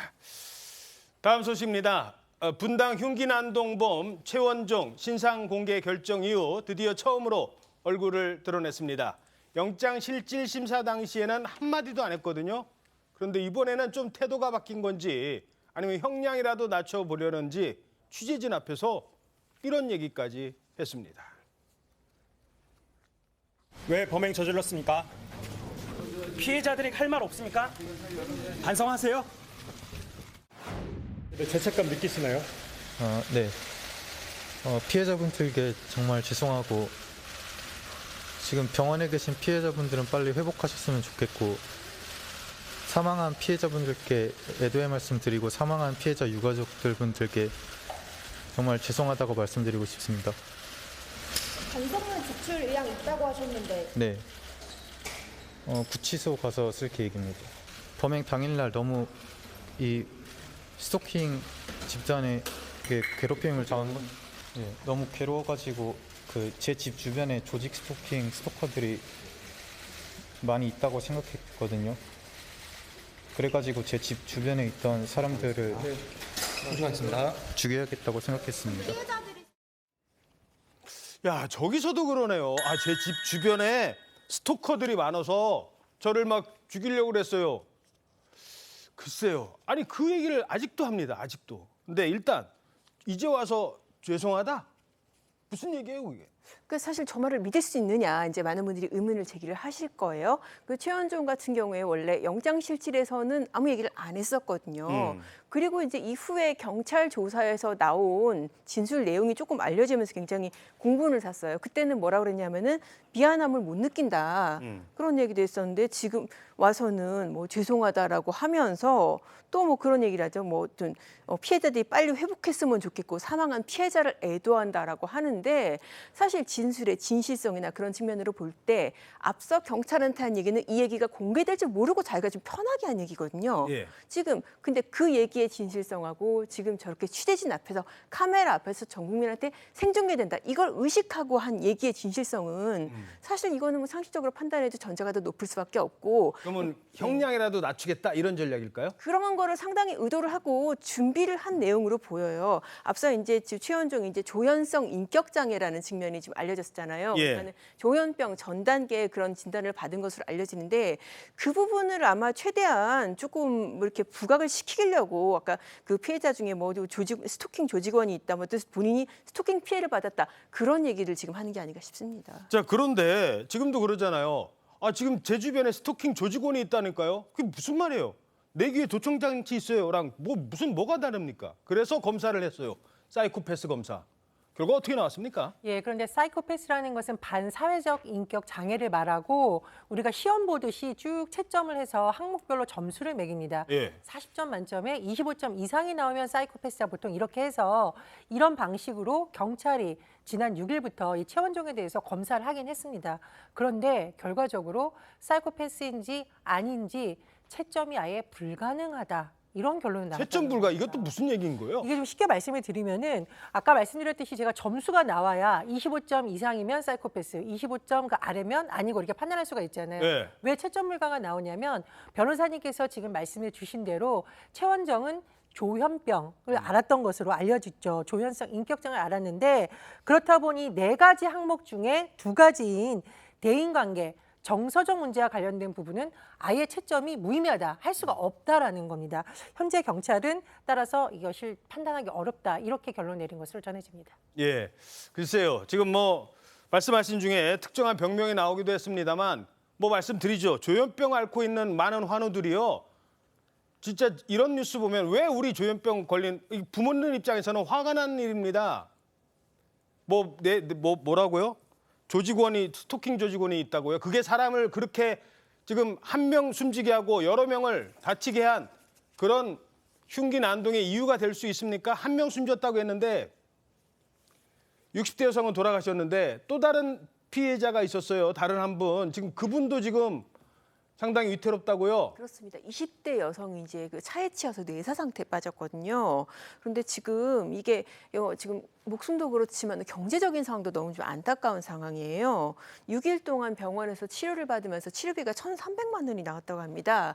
그래도 어쨌든 나이도 너무 어리고 그러니까 부모 입장에서는 지금 정말 지푸라기라도 잡겠다는 생각으로 연명 치료를 하고 있는 상황이거든요. 예. 앞으로 치료비가 얼마나 나올지 알 수가 없는 상황입니다. 근데 아. 지금 현실적으로 뭐 이기인 의원이 밝힌 바에 따르면은 그 범죄 피해자에 대한 지원 제도가 있긴 하거든요. 그거에 따라서 받을 수 있는 금액도 연 5천만 원 정도밖에 안 된다고 합니다. 연이니까. 연 5천만 원. 그렇죠. 한 달 정도의 연명 치료분밖에 안 되고 그것도 이제 뭐 다른 보험사 지급되는 보험금도 있는데 중복 지급도 안 되고 해서 굉장히 지금 어려운 상황이라고 합니다. 예, 알겠습니다. 다음 소식입니다. 혹시 그 사극 좋아하십니까? 뭐 영화 같은 데 보면 그 왕위를 이어받는 세자 마마, 저하 뭐 이러잖아요. 이 세자는요. 어떤 짓을 해도 예쁨을 받아요. 신하들도 그냥 조심조심 말도 못해요. 그런데 이번에 전해드릴 이 사건도 바로 이런 세자 마마와 관련된 소식입니다. 아이고, 우리 세자는 먹는 것도 어찌 저리 어여쁠꼬.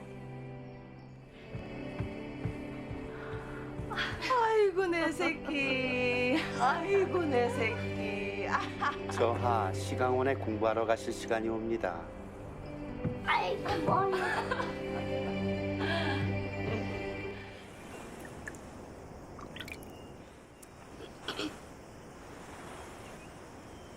내일 모레 주상전하 앞에서 시험을 치르실 텐데 어쩌려고 이러십니까? 예. 뭐 사극이니까 저런 장면이죠. 그런데 이런 사극에서나 볼 법한 사건이 발생했대요. 어떤 사건입니까? 예, 한 학부모가 교사에게 보낸 편지 내용 제가 한번 읽어드릴 테니까 이게 과연 요즘에 통용되는 언어인지 판단해 보시기 바랍니다. 자, 학부모가 교사에게 보낸 편지. 왕의 DNA를 가진 아이입니다. 에? 왕자에게 말하듯이 듣기 좋게 돌려서 말해도 다 알아듣습니다. 왕의 DNA? 아, 이런 편지를 한 학부모가 담임교사에게 보냈다고 합니다. 이 담임교사 입장에서는 깜짝 놀랄 수밖에 없는데 예. 이런 내용이 알려져서 지금 교사들뿐만 아니라 학부모들 사이에서도 이건 너무 심한 갑질이 아니냐 이런 공분이 일고 있어요. 왜냐하면 예. 편지만 보낸 게 아닙니다. 이 학부모가 나 선생님 마음에 안 들면 교체할 수도 있다. 이런 내용으로 사실상 협박을 했다. 이런 논란도 일어나고 있고요. 심지어 이 담임교사에게 수시로 밤에 전화를 한 것으로 알려졌습니다. 그래요? 야. 그 편지 내용을 보면 왕의 DNA 이런 뿐만 아니라 더 아주 자세한 우리 아이를 이렇게 지도해라 거의 지시하는 듯한 내용도 들어가 있는데요. 뭐라고 했어요? 하지마, 안 돼 등 제재하는 말은 절대 하지 않는다. 야. 교사가 이런 말 하지 말아라라는 것이고요. 음. 또래의 갈등이 생겼을 때는 철저히 편들어 발라. 쉽게 말하면 내 아이 편들어야 된다. 이런 내용이고요. 예. 인사를 잘해야 한다는 부담에 가두시면 자존감이 심하게 훼손된다. 이 정도면 학부모가 교사랑 소통하려는 게 아니라 사실상 상명하복 지시를 하는 거 아니냐 이런 논란도 일어나고 있습니다. 잠깐만요. 우리 애는 왕의 DNA가 있는 아이입니다. 왕자 대하듯이 우리 애를 대해 주십시오. 그러면서 하지마 이런 말 절대 하지 마세요. 하지마 하지 마세요. 누구한테는 하지 말라고 하래요. 자기 아들은 하지마 하면 안 된다고. 인사 잘한다고 인사해야 한다. 그건 당연한 거잖아요. 근데 그런 인사를 잘해야 한다라고 우리 애한테 얘기하면 부담에 뭐라고 했어요? 부담에 가두는 거고 자존감을 심하게 훼손합니다. 자, 이 글 쓴 내용을 봤더니 누가 썼을까요? 야, 게다가 담임교사를 아동학대로 신고하기도 했어요. 네, 그렇습니다. 지금 이 담임교사를 상대로 이렇게 갑질을 한 것도 모자라서 아동학대로 신고를 했어요.